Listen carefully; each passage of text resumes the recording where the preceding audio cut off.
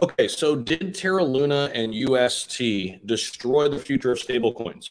We're going to talk about that in this video a little bit and give you a couple different competing thoughts on this as well from some professional analysts, and a really good article here. I just read it before I click the record button here. I want to bring you up to speed on kind of what the analysts on the outside looking in are saying and what this could mean for the future of stablecoins. Of course, it's very important to the overall wealth of the cryptocurrency market. So with that being said, before we jump in, go ahead and hit the like button, subscribe if you haven't already, and let's dive in. So despite recent bumps in the road, this is the title of the article, stablecoins will stick around. Okay, so this is the angle they're taking.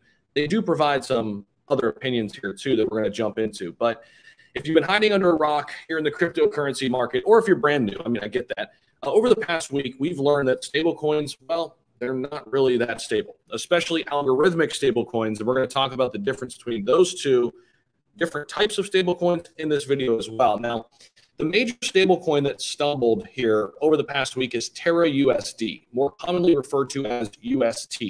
Now, it officially lost its peg to the US dollar, causing a catastrophic devaluation of the cryptocurrency Terra Luna and UST. Now, eventually, Terra's blockchain was frozen. It was delisted from major exchanges across the board, and Luna's coin value declined rapidly. This week, we've also seen USDT, Tether, and DAI also kind of be depegged from the dollar momentarily. If it wasn't as bad as UST, but does it mean that stablecoins are now doomed because of UST? Well, Ian Epstein, president of Engima Securities, has some interesting thoughts on this. And he says, Terra and some of the other coins may call themselves algorithmic stablecoins, but that's really more of a fancy word for a leveraged position that purports to be the asset backing for a stablecoin. In put in layman's terms, Ponzi scheme. That's what this really is, according to many professionals and many people like Epstein here. He says, we see all the time emerging markets that have a peg to the US dollar, but where the liabilities of the central bank do not equal the assets side of their balance sheet, their reserves, this is the big issue. Okay, that puts excess pressure on the peg and causes the devaluation of the currency. Now, how we got to this point, the verdict's still out. Is it Quan that's guilty? Was it BlackRock or Citadel manipulating the market, which we've seen before? I don't know if we'll ever know fully, but what we've learned from this situation is that algorithmic stablecoins can collapse, right? Now, there are some stablecoins out there like USDC, or it's also known as the USD coin. Now, this is Coinbase's stablecoin. It's backed by a company called Circle. I actually put all my stable coins in USDC. This is, in my opinion, the best stable coin, or dare I say the most stable coin out there.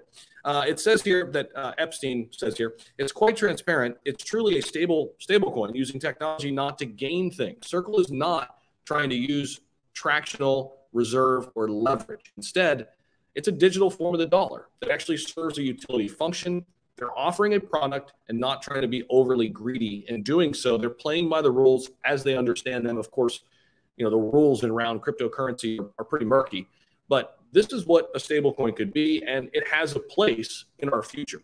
All right, so it says here, this is another competing idea. Epstein says the incentive to create a true stablecoin as a regulated and transparent entity remains intact despite the negative headlines surrounding stablecoins. And actually, no, this next comment is the one that competes it. This is a very common idea, too. So others like this guy, Brandon Spotswood, think that the collapse of Terra and issues with other stablecoins will actually now bring in stricter regulation from the United States. It may even cause central banks to go ahead and accelerate their work on their own digital currency because of what happened with UST. And some of the people out there think that this was all just manipulated even by the government, and they were in on this to just show that, hey, look at cryptocurrency, it's weak and we can do it better, right? Maybe, I don't know. But a lot to unpack here still with stablecoins, and we're going to learn a lot more as this thing transpires with UST. And, we'll continue to watch Tether as well. Tether has always been kind of in murky waters. It's run across some regulatory issues in the past. But right now, as we sit, USDC seems to be the only stable coin, in my opinion. I used to like the DAI coin too, but as I mentioned earlier in the video, it too got depegged from the dollar a little bit. earlier last week. So we'll continue to watch it. And of course, the big thing we have to wait for is what this regulation looks like. Biden and his team, they've put together this whole army of people who are working on this for the next 4 to 6 months. And when we have some clarity on that, we'll bring it to you here on the channel, of course, and give you, all the information and bring you up to speed. So thank you all so much. Let me know your thoughts about all this too down below in the comment section. Love hearing from you. Thank you so much for tuning in, and I'll see you in the next video.